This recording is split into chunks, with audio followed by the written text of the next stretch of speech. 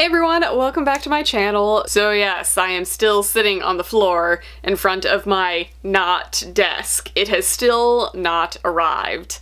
I'm less than happy about it. The library tour will indeed be coming, I promise, eventually, one day. One day. But I am here to talk about all of the awesome books coming out in the month of April, so let's just get into that. So I only have two sequels and big releases that I want to talk about, like slightly less in detail. Apparently April's not like a huge month for releases. I think that we're gonna get a lot in May and probably a lot in like September, October. We tend to get like two parts of the year where we get a lot of releases. So April's a somewhat quiet month. So the first sequel that I want to talk about is Perfect by Cecilia Ahern. This is coming out on April 4th, and this is the sequel to Flawed, which came out last year and I believe came in an Owlcrate, if I am not mistaken. But I still haven't read it, so I can't tell you what it's about. But it's coming out on April 4th. And the only other really big release in kind of the YA world is called Alex and Eliza, and this is by Melissa De La Cruz, and that's kind of the reason it's big. De La Cruz is a fairly large and well-known and well-loved author. I personally haven't really read much of hers that I've really clicked with, but a lot of people are huge fans of hers, and this comes out on April 11th. The first book that I really want to talk about is The Upside of Unrequited by Becky Albertalli. This comes out on April 11th, and I'm just so excited for it. She is a debut author who wrote Simon vs. the Homo Sapiens Agenda, which I adored last year. She just seems to be really good at coming up with really wholesome and quirky LGBT+ friendly YA contemporaries, and this sounds pretty much just like that. I believe it follows twin sisters, one of which who I believe is gay and is all about relationships and falling in love, and the other one is very much wary and not so inclined to fall in love because she sees the downside of it, but then gets herself stuck in a love triangle, and it just sounds fun. I just really like her writing. It's very fun and easy to read.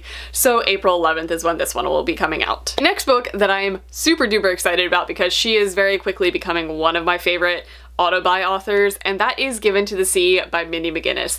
Mindy McGinnis has been all over the board with her book releases recently. She's just coming out with all kinds of different stories. She's done contemporary, she's done fantasy, she's done historical fiction, and I believe this one is going to be kind of a fantastical historical fiction, is kind of the vibe that I'm getting. It's definitely set in a fantasy world where we're following Kosa, who is pretty much born to be sacrificed to the sea. She's just a human sacrifice. That's her purpose in life in her kingdom, is to appease the sea spirits or whatever is in the sea.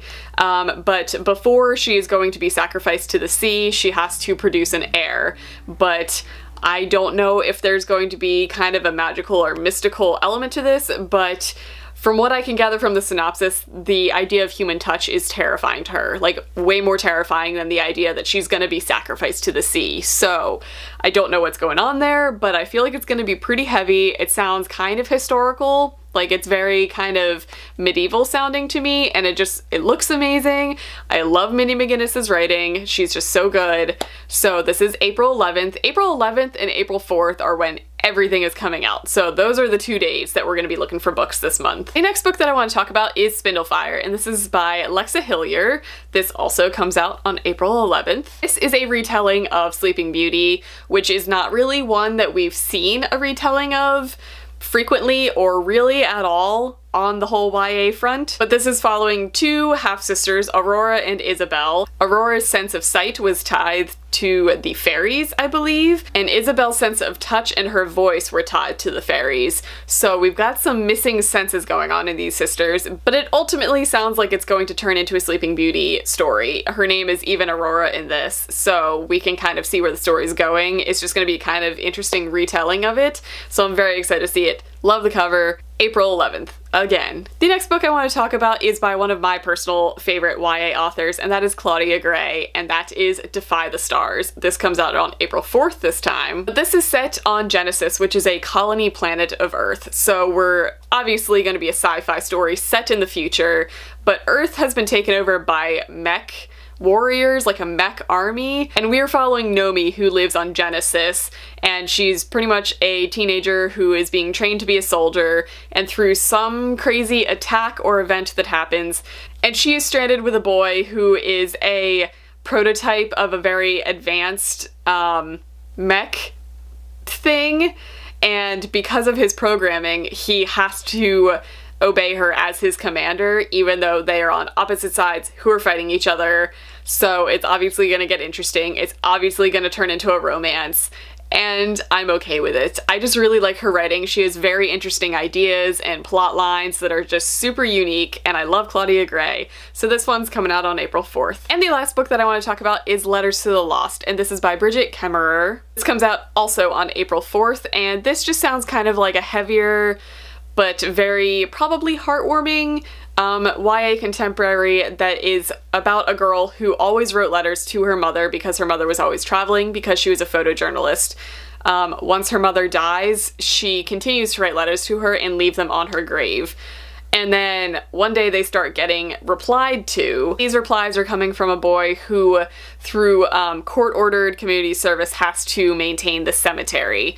So they start to kind of have a pen pal type relationship, and I have a feeling it's gonna form into a romance. It's gonna be kind of heart-wrenching, but probably very wholesome. So this is gonna be in the contemporary vibes, but this also comes out on April 4th. So those are all the books that I am most excited for in the month of April. I think that some of them sound very good. I'm very excited for Minnie McGinnis's new book. Love her. She's just an auto-buy author at this point for me. And I feel like this is going to give us a fairly easy month before we prepare for all of the releases that are coming in May. So prepare yourselves. So that's going to be it for me. I hope you guys enjoyed watching this. I hope you're reading some amazing books, and I'll see you next time.